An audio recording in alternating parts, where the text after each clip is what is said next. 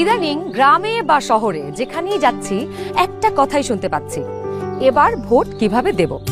এবার নাকি একদিনে 2 ভোট, তার মানে ভোট সেন্টার 2বার যেতে হবে, 2বার লাইনে দাঁড়াতে হবে। Lot of confusion. কিন্তু এই সব কিছু নিয়ে আপনার যাবতীয় দুশ্চিন্তা আজ দূর হয়ে যাবে। চলুন দেখি আগামী ত্রয়োদশ জাতীয় সংসদ নির্বাচন এবং গণভোটের দিন আমরা কিভাবে ভোট দেব। ভোটের দিন একদম সকালবেলা আপনার ভোট কেন্দ্রে চলে আসবেন। নারী পুরুষ ঠিক এইভাবে আলাদা আলাদা লাইনে দাঁড়াবেন। এটা আমি, এখানে একটু খারাপ আসছে ছবি। বাবার নাম আনিসুজ্জামান। ভোটার আয়শা খানম, ভোটার নং 0157। প্রথম পোলিং অফিসার আপনার নাম এবং ভোটারের ক্রমিক নম্বর জোরে উচ্চারণ করবেন, যেন কক্ষে থাকা সহকারী প্রিজাইডিং অফিসার এবং পোলিং এজেন্টরা শুনতে পারেন।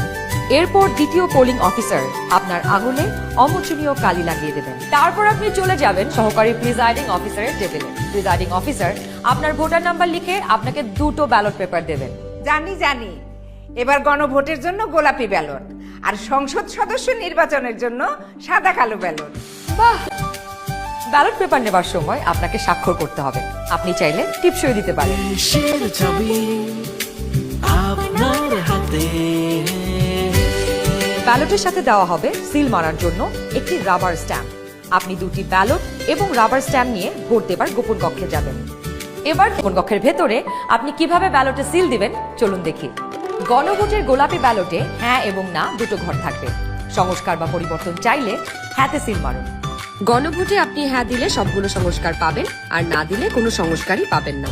এরপর ব্যালটটি লম্বালম্বি ভাঁজ করুন, যেন সিলের রং অন্য ঘরে না পড়ে।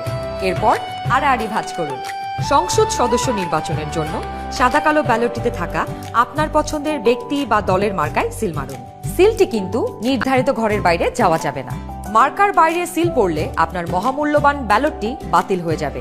সিল মারার পর এই ব্যালটটিও প্রথমে লম্বালম্বি ভাঁজ করুন, যেন সিলের কালি অন্য মার্কায় না লাগে। এরপর আড়াআড়ি ভাঁজ করুন।